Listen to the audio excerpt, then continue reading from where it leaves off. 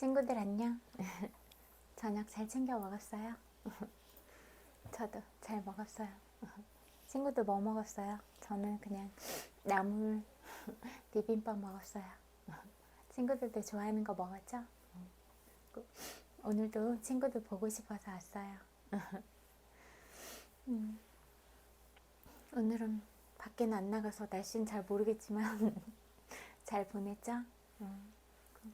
오늘도 예쁜 마음들 감사하고 늘 친구들도 하루하루 더 좋은 일들이 많았으면 좋겠다 그런 생각하면서 책 읽어드릴게요. 항상 고맙습니다.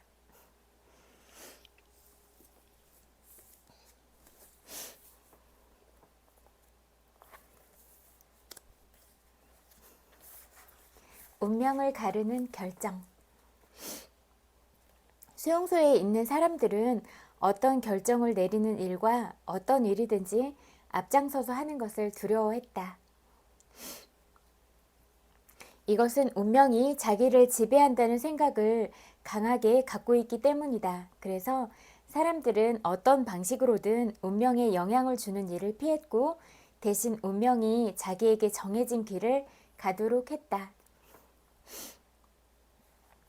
게다가 심각한 무감각 현상이 팽배해 있었다. 무감각은 수감자들의 감정에서 적지 않은 비중을 차지하는 것이었다. 때로는 확실한 결정을 내려야 할 때도 있었다. 그것은 생과 사를 가르는 결정이었다. 하지만 사람들은 이때도 운명이 자기 대신 결정을 내려주기를 원했다. 이렇게 어떤 일을 실행을 회피하는 태도는 수감자가 수용소에서 탈출할 것인가 아니면 말 것인가를 결정해야 하는 순간에 가장 극명하게 드러난다. 결정을 내려야 하는 그 몇 분 동안 이런 문제는 항상 몇 분 안에 결정을 내려야 한다. 그는 지옥의 고문과 같은 고통을 경험한다. 탈출을 해야만 할까? 그런 위험을 감수해야만 할까? 나 역시 이와 비슷한 고통을 경험한 적이 있었다. 전선이 우리 수용소에 가까워 왔을 때 나에게 탈출을 시도할 수 있는 기회가 왔다. 수용소에 의사 출신 동료가 있었다.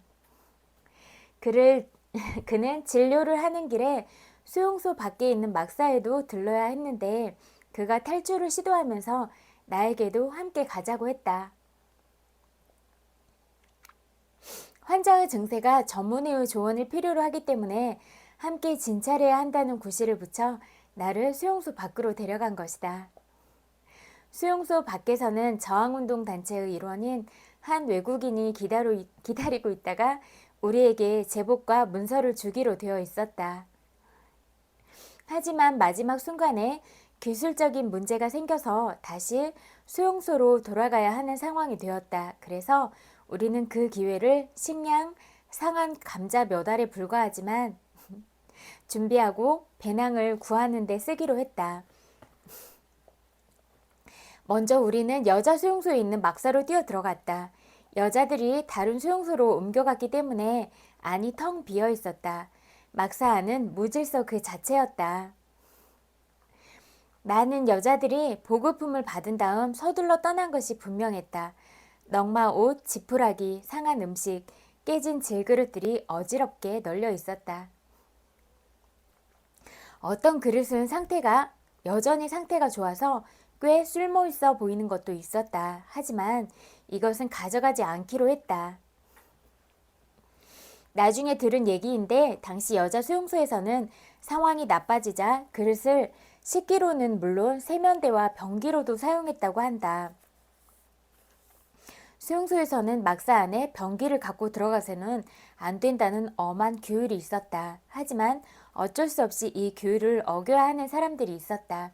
특히 발진티푸스 환자처럼 몸이 너무 쇠약해 도움을 받아도 밖에 나가기 힘든 사람들이 그랬다. 나는 내가 망을 보고 있는 동안 친구가 막사 안으로 들어갔다. 곧이어 그가 외투 속에 배낭을 숨겨가지고 나에게 왔다. 그가 막사 안에서 다른 배낭을 보았다고 했는데 그것은 내가 가져오기로 했다. 그래서 이번에는 역할을 바꾸어 내가 안으로 들어갔다. 나는 쓰레기 더미를 뒤져서 배낭은 물론 칫솔까지 찾아내는 횡재를 얻었다. 그런데 바로 그 순간 나는 뒤에 남겨진 쓰레기 더미 속에서 여자의 시신을 보았다. 소지품을 모두 챙기기 위해 나는 내 막사로 뛰어들어왔다. 음식을 받아먹는 그릇과 죽은 발진티푸스 환자에게 상속받은 낡은 벙어리 장갑 한 켤레에 속기 보호가 쓰인 종이 몇 장. 이미 얘기했던 것처럼 나는 아우슈비츠에서 잃어버린 옹고를 다시 쓰기 시작했다. 나는 마지막 회진을 빨리 끝냈다. 환자들은 막사 양쪽에 깔아놓은 널판지에 몸을 웅크리고 누워 있었다. 나는 환자 중에서는 유일하게 나와 같은 고향 출신인 사람에게 다가갔다. 그는 거의 죽어가고 있었다. 하지만 이런 심각한 상태에도 불구하고 나는 그를 정말 살리고 싶었다. 나는 탈출하려는 생각을 가지고 있다는 것을 숨겨야 했다. 하지만 이런 심각한 상태에도 불구하고 나는 그를 정말로 살리고 싶었다. 나는 탈출하려는 생각을 가지고 있다는 것을 숨겨야 했다. 하지만 내 고향 친구는 무언가 잘못되었다는 걸 눈치챈 것 같았다. 어쩌면 내가 약간 초조한 기색을 보였는지도 모른다. 다 죽어가는 목소리로 나에게 물었다. 선생님도 나갈 건가요? 나는 부인했다. 하지만 그 슬픈 눈초리를 피하기가 힘들었다. 회진이 끝나고 나서 나는 그에게로 갔다. 그는 절망적인 눈빛으로 나를 맞았다. 어쩌면 나를 비난하고 있는 것 같기도 했다. 내가 친구에게 함께 탈출하겠다고 말하는 순간 나를 엄습했던 그 불편했던 감정이 점점 더 심해졌다. 나는 갑자기 운명을 내 자신의 손으로 잡겠다고 결심했다. 나는 막사 밖으로 뛰어나가 친구에게 그와 함께 탈출할 수 없다고 말했다. 결연한 태도로 환자 곁에 그대로 남기로 했다고 친구에게 말하자마자 그 불편했던 감정이 사라졌다. 앞으로 어떤 일이 벌어질지 알 수 없었지만 나는 그 전까지 경험해보지 못했던 내적인 평화를 얻을 수 있었다. 나는 막사로 돌아가 고향 친구 발끝에 앉아서 그를 안심시키려고 애썼다. 그리고 고열에 시달리고 있는 환자들을 편안하게 해주려고 노력하면서 다른 사람들과 잡담을 나누었다. 수용소에서의 마지막 날이 되었다. 전선이 점점 다가오고 있었기 때문에 모든 수감자들을 다른 수용소로 옮기는 대규모 수송작전이 진행되었다. 수용소 당직자와 카포들 그리고 요리사들은 모두 도망을 갔다. 이날 해질 때까지 수용소를 완전히 비워야 한다는 명령이 내려졌다. 잔류해 있던 몇 명의 사람들까지도 모두 떠나야 한다는 것이다. 밤이 되면 수용소에 불을 지르기로 되어 있었다. 오후가 되었는데도 환자를 실어 나르기로 되어 있는 트럭이 오지 않았다. 대신에 갑자기 수용소 문이 닫히고 어느 누구도 도망을 칠 수 없도록 철조망에 대한 감시가 강화되었다. 남아있는 사람들은 수용소와 함께 불태워질 운명에 처한 것처럼 보였다. 내 친구와 나는 두 번째로 탈출 계획을 세웠다.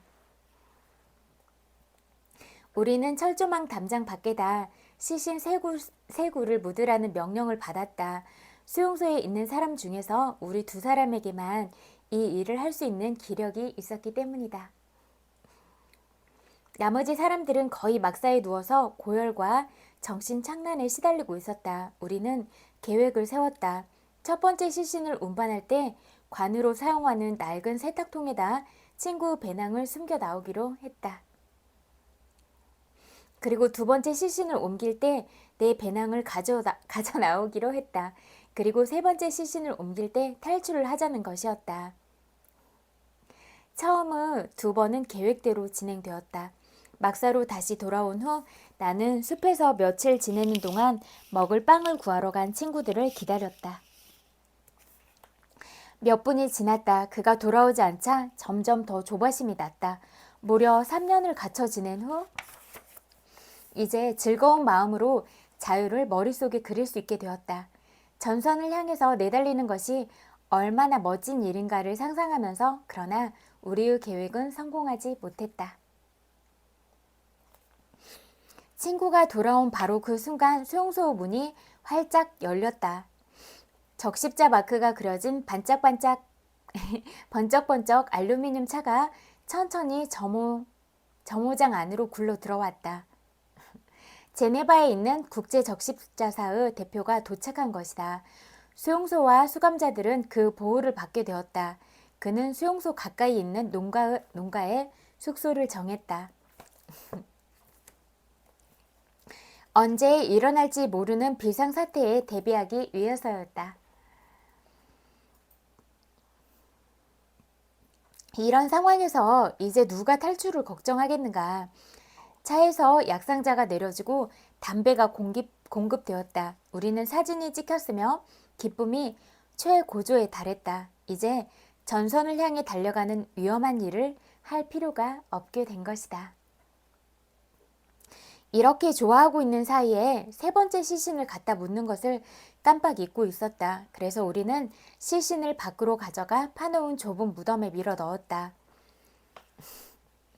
우리와 동행한 감시병은 비교적 고약하지 않은 사람이었지만 갑자기 아주 온순해졌다. 그는 정세가 뒤바뀐 것을 알고 우리 호감을 사려고 애를 썼다. 시신 위에 흙을 덮기 전에 죽은 사람을 위해 기도를 올리자는 우리의 제안에 따라 함께 기도를 올렸다. 오랜 시간을 긴장과 흥분 속에서 보낸 후 동료의 죽음 앞에서 올리는 평화를 갈구하는 우리의 기도는 그동안 인간의 목소리로 올렸던 그 어떤 기도보다 뜨거웠다. 엇갈린 운명. 그렇게 수용소에서의 마지막 날은 자유에 대한 기대 속에 지나갔다. 하지만 우리가 너무 일찍 샴페인을 터뜨린 것일까? 국제적십자사 대표는 협적이 조인되었으며 수용소를 비우지 않아도 된다고 우리에게 확언했었다. 그러나 그날 밤 나치 대원들이 트럭을 타고 와서 수용소를 비우라는 명령을 하달했다.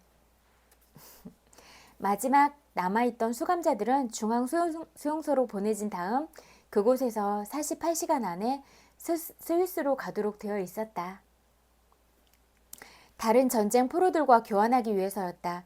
우리는 나치 대원들을 거의 알아볼 수도 없었다. 너무나 친절했기 때문이다.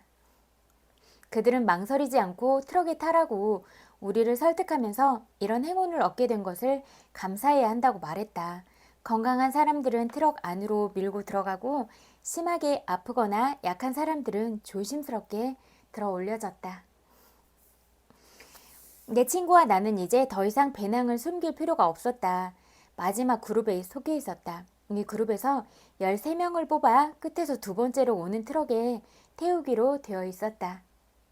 트럭이 도착하자마자 주치의가 13사람의 이름을 불렀다. 그런데 그 중에 우리 둘의 이름이 빠져 있었다.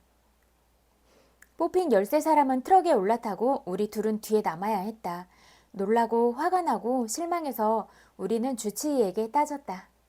그는 너무 피곤하고 정신이 없어서 그랬노라고 변명하면서 우리가 아직도 탈출을 기도하는 줄 알았다는 말을 덧붙였다. 할 수 없이 우리는 초조한 마음으로 등 뒤에 배낭을 지고 다른 사람들과 함께 마지막 트럭이 오기를 기다렸다. 이번에는 아주 오래 기다려야 했다. 그러다가 초소에 있던 매트리스 위에 누웠다. 우리는 지난 몇 시간, 며칠 동안 흥분으로 완전히 기진맥진한 상태였다. 그 기간 동안 우리는 희망과 절망 사이를 끊임없이 오르내렸었다. 그러다가 매트리스 위에서 여행에 대비해 옷과 신발을 그대로 입은 채로 잠이 들고 말았다. 얼마를 잤을까? 시끄러운 대포 소리와 총소리에 잠이 깼다. 예광탄이 터지고 막사 안으로 총알이 날아들었다. 주치의가 뛰어 들어오더니 바닥에 엎드리라고 했다. 위 침대에 있던 사람이 신발을 신은 채로 내 배 위로 뛰어내렸다. 그 덕분에 나는 잠에서 완전히 깰 수 있었다. 그 다음에 우리는 무슨 일이 일어났는지를 알게 되었다. 전선이 코 앞에까지 온 것이다. 드디어 총격이 잦아들고 아침이 밝았다. 수용소 문에 있던 깃대에서 하얀 깃발이 바람에 나부끼고 있었다. 그로부터 여러 주가 지난 후 우리는 이 마지막 순간에도 운명의 신이 우리를 조롱했다는 사실을 알게 되었다. 그 이야기를 듣고 우리는 인간의 결정이 얼마나 불확실한 것인가를 깨달았다. 그것이 특히 생사와 관련된 문제일 때에는 더욱 그렇다. 나는 우리 수용소에서 그다지 멀지 않은 곳에 있는 작은 수용소에서 찍은 사진들을 보았다. 그날 밤 자유를 향해 간다고 믿었던 우리들은 트럭에 실려 그 수용소로 이송되었다. 그리고 그곳에서 막사 안에 갇힌 채로 불에 타 죽었다. 사진으로도 군데군데 불에 탄 동료들의 시신을 알아볼 수 있었다. 그때 나는 또다시 테헤란에서의 죽음을 생각했다. 여기까지 읽을게요. 진짜 그런 삶의 곳곳에서는 진짜 우리가 상상하거나 생각하지 못한 일들이 많이 일어나고 있다, 이런 생각들이 드는 것 같아요. 진짜 우리보다 훨씬 세상을 오래 사신 어르신들은 진짜 전쟁이나 여러 가지 그런 좋지 않은 상황들을 많이 겪기도 하고, 그런 정신적으로도 트라우마나 이런 부분들을 많이 겪으셨잖아요. 그래서 그런 마음들이 치유가 되지 않은 채로 계속 있다면 그때 받은 상처들이 내면 아이로서 자리 잡고 있을 수도 있겠고, 그런 부분에 있어서 또 트라우마로 자리 잡고 있거나 그런 부분들도 많겠다, 이런 생각들이 들었고, 또 그런 부분, 치유되지 않은 부분 위에서 또 다른 것들이 이렇게 차곡차곡 쌓여도 또 온전하게 그런 감정들을 비운 상태로 채워지진 않을 수도 있겠다, 이런 마음들이 들었어요.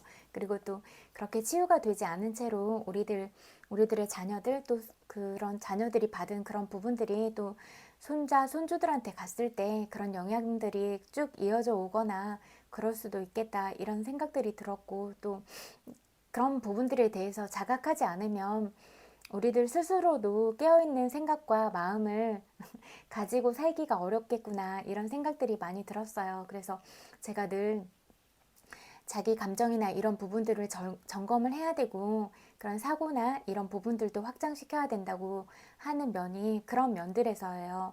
우리가 그냥 쉽게 주변에서 말하는 어떤 부분들, 그런 부분들에 대해서 또 그렇게 이슈화된 그런 이론들 있잖아요. 그런 부분들도 우리가 확인하지 않은 상태에서 너무 쉽게 단정하고 너무 쉽게 믿어버리고 그런 경우들이 많잖아요. 근데 그런 여론이나 이런 것들은 어떤 목적을 위해서 형성이 되기도 하고 사실이 아닌 경우도 많이 있잖아요. 그리고 꼭 그렇게 형성된 여론이 아니더라도 우리가 그냥 이렇게 타고 내려오는 구전처럼 그냥 사실이 아닌 부분들도 너무 쉽게 믿어버리고 그런 경우가 많다는 생각이 들어요. 그러면 우리들이 가지고 있는 그런 천체적인 부분, 잠재의식, 그런 부분들이 녹슬고 있는 거랑 다를 바가 없다, 이렇게 생각이 되어지더라고요. 근데 제가 봤을 때는 친구들이 진짜 영적인 부분도 많이 발달해 있고 되게 그런 감정선이나 이런 부분도 많이 예리하거든요. 그리고 또 되게 순수한 면도 있어서 그런 부분들도 많이 보는데, 그런 부분들을 가지고 있다는 건 진짜 큰 장점이거든요.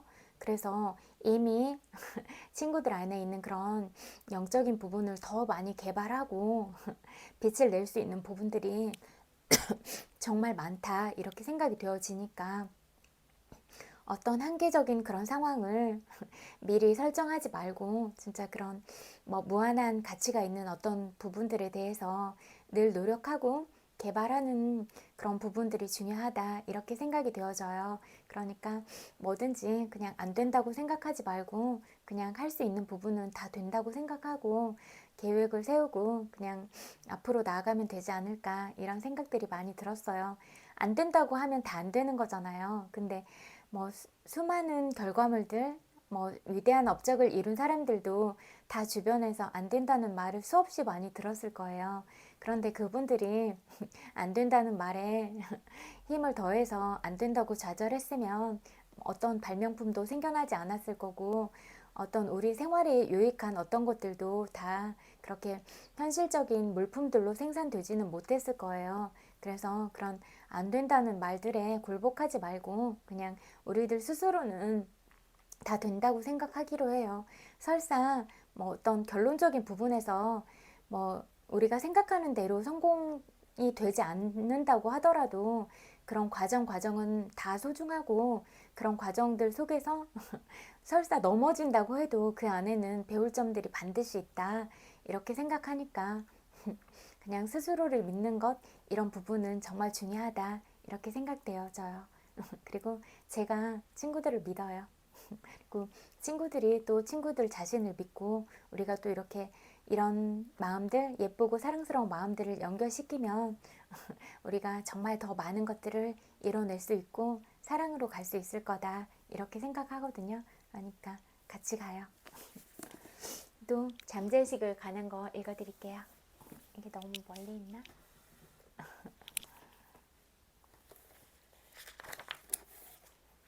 꿈을 종이에 적어서 가지고 다니던 청년 이야기. 스페인 여행길에서 세비야도 방문했다. 세비야는 페니키아, 로마, 서고트, 무어가 남긴 풍부한 문화유산을 간직하고 있으며 스페인의 진정한 매력을 가장 잘 드러낸다. 또한 세비야는 예술계의 거장 바르톨로메, 에스테반 무리오와 디에고 벨라스케를 낳은 도시로도 유명하다. 이름이 너무 길어서 어렵다. 우리를 인솔한 가이드 중에는 성격 좋고 똑똑한 젊은 남성이 있었다. 이 가이드는 세비야와 세비야 문화를 꿰뚫고 있었을 뿐만 아니라 도시에 관한 흥미로운 일화도 많이 알고 있었다. 호텔에서 나와 성당으로 걸어가면서 그에게 물었다. 영어는 어디서 배우셨나요? 영어 실력이 원어민급인데요. 원어민 맞아요. 뉴욕 퀸스에서 자랐거든요. 그가 웃으며 말했다. 그러시군요. 그럼 다시 여쭈어야겠네요. 스페인어는 어디서 배우셨나요? 스페인어 실력이 원어민급인데요. 저는 꽤 재미있는 인생을 살았어요. 어머니가 세비야 출신이에요. 아버지는 공군으로 스페인에 주둔해 있을 때 만나 결혼하셨대요. 어머니는 집에서 늘 스페인어로 이야기했어요. 그리고 뉴욕에는 스페인어 구사자들이 많아서 스페인어로 말할 기회가 많았고요. 아, 그렇군요. 그럼 가이드 일은 어떻게 시작하신 건가요? 아주 어린 시절부터 유럽에서 가이드로 일하며 살고 싶었어요. 다른 아이들이 추리소설을 읽을 때 저는 여행 안내서를 읽었어요. 지도를 들여다보는 것도 아주 좋아했죠. 세계에서 손꼽히는 도시의 역사, 유적지를 구경하는 제 모습을 상상했지요. 14살이 되었을 때 꿈을 이루기 위해 뭔가 해야겠다고 결심하고는 원하는 것을 모두 써보았어요. 프랑스어와 독일어를 배워 스페인을 비롯한 여러 유럽 국가에서 가이드 일을 하겠다고 적었지요. 그러고는 종이를 접어 지갑에 넣고 다니며 틈날 때마다 꺼내 읽었어요. 그때마다 이것은 꿈이 아니라 아직 일어나지 않은 현실이라고 스스로에게 말했습니다. 나는 이 청년의 말을 듣고 엄청난 충격을 받았다. 잠재의식의 작동법을 배운 적이 전혀 없는데도 아주 효과적으로 활용했기 때문이다. 친구들도 활용해요. 지금 여기서 우리를 인솔하는 걸 보니 모든 게 생각대로 된 거네요. 그렇다면 그 꿈은 어떻게 실현된 건가요? 아주 간단해요. 하지만 저의 힘으로 꿈을 이뤘다고 생각하지는 않아요. 어느 날 외가 친척이 편지를 보냈어요. 친척 집에서 살면서 세비야에 있는 고등학교에 다니는 게 어떻겠느냐는 내용이었죠. 뛸 듯이 기뻤어요. 세비야에 오니 졸업하면 가이드가 될 수 있는 관광학과가 있더라고요. 그렇게 해서 가이드가 된 거예요. 그가 다시 한번 미소 지으며 답했다. 이 청년은 종이에 적은 자신의 바람을 계속 되새기면서 잠재의식을 발동시켰고 잠재의식은 결국 특별한 방식으로 소망을 실현했다. 이거 진짜 적는 거 도움이 많이 된다고 해요. 그리고 여러 사람 앞에서 이렇게 공증하는 거 있잖아요. 그것도 효력이 크다고 해요. 그러니까 제가 뭐 원하고 싶은 거 하고 싶은 일들 이렇게 새기겠다고 했잖아요. 그래도 그것도 역시 이런 효과들을 위해서 그러는 거예요. 그러니까 친구들도 친구들이 원하고 싶은 것들, 간절히 이루고 싶은 것들 그런 거 물론 좋은 방향으로 이런 것들을 소망했을 때 그 힘이 더 강력하게 오는 것 같아요. 그러니까 늘 긍정적이고 또 어떤 부분으로 친구들이 가진 재능이나 특별함들을 또 뭐 사회에 기여할 수 있는 그런 방향으로 이렇게 우리가 같이 가면 좋겠다. 이렇게 생각해요. 생각과 상상 자체가 부라는 사실을 발견하다. 몇 년 전 스페인과 포르투갈을 여행하며 여러 명소를 구경한 적이 있다. 투어 가이드와 약 30여 명의 다른 여행자와 함께 다녔는데 그 중에는 마리아라는 젊은 여성이 있었다. 환영식에서 마리아를 만나 대화하며 내 소개를 하자 마리아가 눈을 크게 떴다. 혹시 잠재의식의 힘 저자님이세요? 제가 여행을 올 수 있었던 건 모두 박사님 덕분이에요. 마리아는 늘 스페인 여행을 꿈꿨다고 말했다. 마리아의 조상이 이번에 방문하기로 되어 있는 스페인 남부 도시 말라가 출신이었기 때문이다. 하지만 여행 경비를 마련할 여유가 없었다. 그래서 오랫동안 체념하며 지냈다. 하지만 잠재의식의 놀라운 힘을 설명하는 책을 읽은 뒤 책에서 설명하는 기법을 시험삼아 실천해 보기로 했다. 가장 먼저 마리아는 스페인을 소개하는 모든 관광 팸플릿과 잡지 기사를 모으는 일부터 시작했다. 모은 자료들을 보던 중 이상하게 자꾸 말라가 팔라시오 호텔 관광 팸플릿이 눈길을 끌었다. 그러니까 뭔가 자꾸 자기가 원하는 방향을 생각하고 그렇게 명확하게 그림을 그려 나가면 그게 뭐 잠재의식이나 어떤 도와주는 인연들로 인해서 그런 방향으로 삶이 흘러가는 것 같다. 이렇게 생각이 되는 것 같아요. 뭐 어떤 방법이나 그런 것들은 전혀 생각하는 바가 아니더라고 해도 그렇게 도와주는 손길이나 그런 것들은 반드시 연결되게 돼 있다. 이런 생각이 들더라고요. 잠재의식이 자신에게 신호를 보낸다고 생각한 마리아는 매일 밤 자기 전 관광 팸플릿 속 사진을 집중해서 바라보았다. 그러고는 꿈꾸듯 수용적인 마음 상태에서 그 호텔에 머무르는 자신의 모습을 상상했다. 자신이 묵는 객실 창가에서 바라보는 아름다운 풍경, 테라스에서 먹는 화려한 식사를 최대한 상세히 그려봤다. 자세히 그리고 구체화시킬수록 그런 것들이 더 잘 나타난다고 해요. 그리고 그런 느낌들, 이루어졌다고 느끼는 느낌들, 미리 감사하는 거 이런 거. 일주일 정도 이 기법을 실천했을 때 마리아는 여행 업체 중 한 곳으로부터 같이 일하자는 제안을 받았다. 점심을 먹으러 나가기 전 마리아가 서류를 살펴보고 있는데 어떤 낯선 남자가 다가왔다. 그는 서류를 들여다보며 자기도 너무나 스페인에 가보고 싶다고 말했다. 함께 점심을 먹으러 나간 둘은 말이 잘 통한다고 느꼈고 곧 진지한 사이로 발전했다. 마리아가 남자와 약혼을 하자 마리아의 이모는 결혼 선물로 스페인에 신혼여행을 보내주겠다고 했다. 박사님 덕분에 결혼도 하고 스페인 여행도 다녀왔어요. 제가 한 건 없습니다. 모든 것은 잠재의식과 잠재의식을 활용한 지혜 덕분이죠. 나는 미소 지으며 답했다. 이 이야기는 깊은 내면의 작동 방식을 설명하는 좋은 사례다. 마음은 당신이 생각하는 것을 그대로 구현한다. 말라가 여행을 마음으로 그렸더니 정말 여행을 왔을 뿐 아니라 새로운 연인과 진실한 관계까지 맺었다. 잠재의식은 복합적인 이득을 가져다 준다. 잠재의식에 전달하는 건 무엇이든 그보다 몇 배의 놀라운 결과물을 가져다 줄 것이다. 마리아의 생각과 상상은 진정한 부가 있는 곳을 알려줬다. 잘 되는 가게가 더 잘 되는 비결. 무언가에 특별한 관심을 기울이면 날이 갈수록 관심의 대상이 인생에서 차지하는 비중이 커진다. 그 대상에 집중하면서 모든 방면에서 성장한다고 생각하는 게 핵심이다. 성공하고 번영한다고 느끼면 부자가 되는 느낌이 실제로 부를 창출하는 걸 볼 수 있다. 타인이 더 많은 부와 행복을 누리기를 바랄수록 더 많은 부를 끌어당긴다는 걸 명심해야 한다. 그러니까 늘 주변 사람들이 잘 되기를 진심으로 빌어주세요. 그게 친구들이 잘 되는 길이에요. 잊지 마세요. 그러니 주변에 있는 모든 사람이 성공하고 행복하며 풍요롭게 살기를 빌어주는 게 좋다. 살면서 만나는 모든 사람을 위해 다음과 같이 차분하게 확언을 하라. 간단한 확언도 삶의 기적을 불러올 수 있다. 모든 걸 풍족하게 누릴 수 있습니다. 내가 원하는 것보다 훨씬 더 크게 번영할 것입니다. 부자가 되고 성공하고 번영하며 건강하리라는 생각은 정말로 그런 상황과 환경을 빚어댄다. 이러한 진리를 진심으로 깨달으면 자기 발전에 필요한 조건을 만들어내는 건 식은 죽 먹기다. 또한 더 많은 사람을 손님, 고객, 친구, 동료로 끌어당기고 도움을 받아 마침내 꿈을 이룰 것이다. 나도 모르는 사이에 부를 누리며 사는 사람들을 무의식적으로 끌어당긴다는 뜻이다. 그런 거 있잖아요.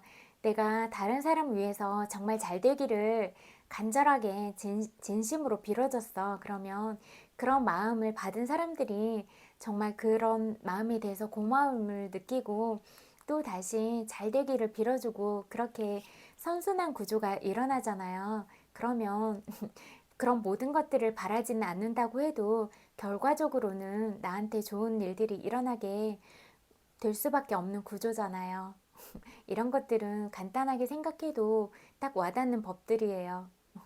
그러니까 생각해보면 그런 진리나 이런 것들은 거창한 데 있지 않고 가장 단순하고 가장 명확하게 볼수록 그런 것들이 여실히 드러난다 이렇게 느껴지고 그런 마음들이 사심 없이 이렇게 어떤 것들에 대해서 객관적인 사고를 유지하고 바라봤을 때 그것들이 선명하게 보인다 이렇게 볼 수가 있는 것 같아요.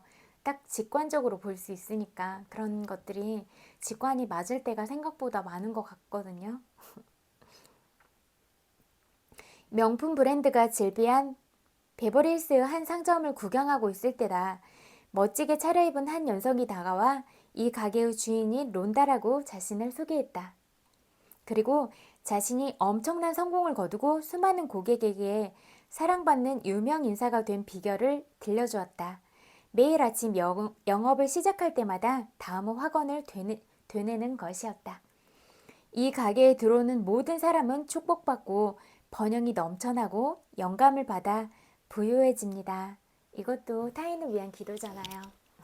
이런 기도가 결국 자기 자신한테 번영을 가져다 주는 그런 결과를 만들었잖아요.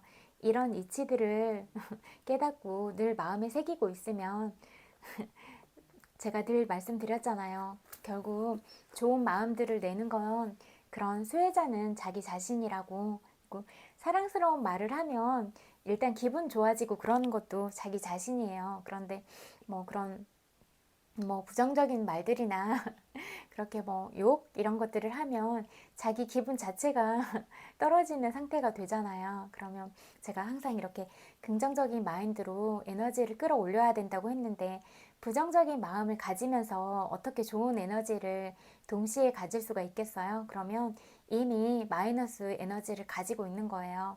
마이너스에서 어떻게 플러스 에너지를 가져와요? 말이 안 되잖아요. 두 개가 같이 갈 수는 없으니까. 그러면 어떻게 해야겠어요? 이렇게 생각해 보면 답이 바로 나오잖아요. 또 내면화의 치유 같이 공부할게요. 진짜 단순함에 답이 있어요.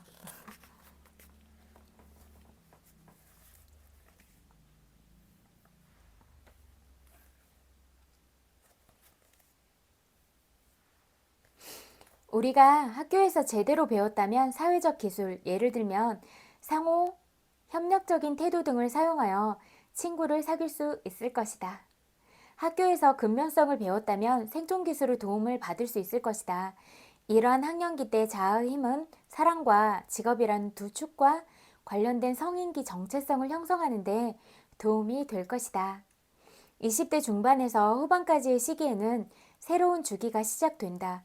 26세가 될 즈음에는 대다수 사람들이 결혼을 하면서 각자의 가족들을 형성한다.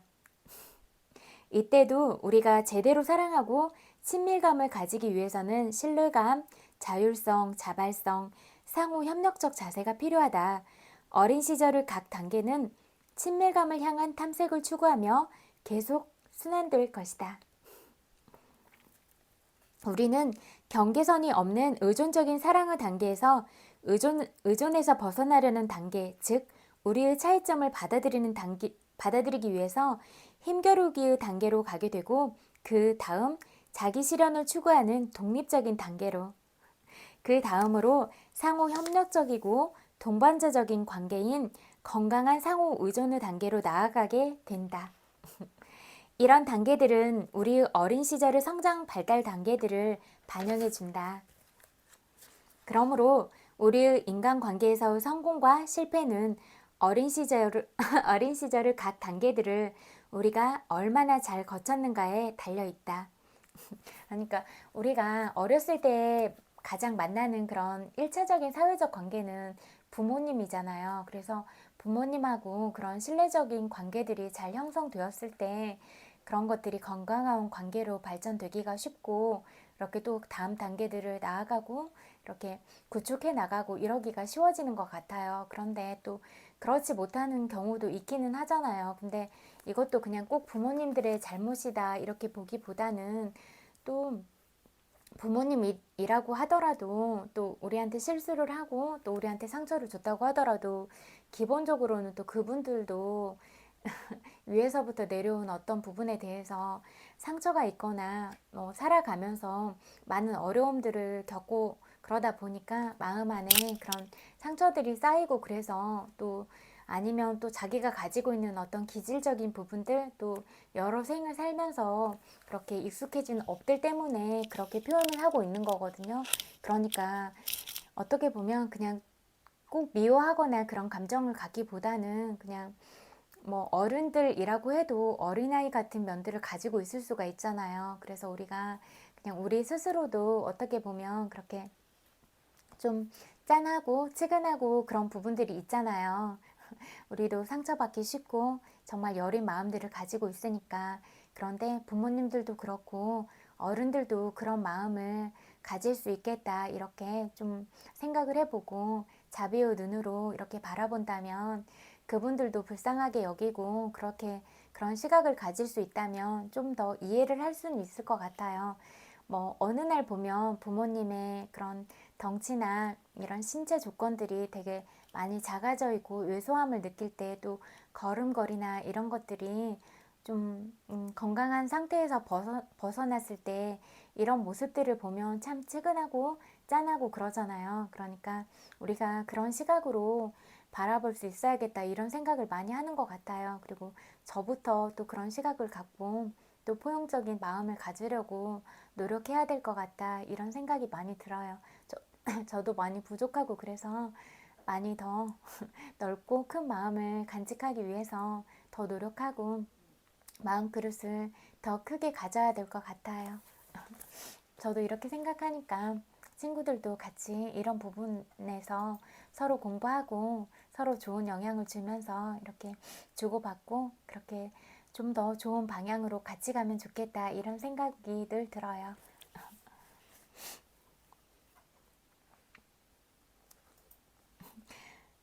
39세쯤 인생 후 중년기에 또 다른 주기가 시작된다. 이 시기는 인생 주기에 있어서 매우 극적인 단계이다. 이 시기는 못 말리는 중년들이란 표현처럼 인생의 과도기적인 어려움과 극적인 상태를 보여준다. 만약 당신 안에 상처받은 내면의 아이가 있다면 이 단계에서 당신은 비참하다고 느껴질 수 있다. 중년기에는 인생 후 중요한 일들이 단조롭게 되어버린다. 젊은 날의 이상주의는 배신과 환멸, 그리고 가까운 사람의 죽음 등으로 섞여버리고 만다. 오덴의 표현에 의하면 한편으로는 지불해야 할 고지서는 쌓이고 고쳐야 할 기계들이 언제나 있으며 불규칙 동사를 배워야 하고 모음이로부터 되돌리는 시간들. 인생 그 자체는 마치 영어에서의 불규칙 동사처럼 불규칙적이고 예측할 수 없다. 샘키는 말처럼 우리는 확신의 착각에서 착각의 확신으로 나아간다. 이러한 환멸로부터 우리는 모든 것을 이해할 수 있는 희망과 믿음을 선택해야 한다.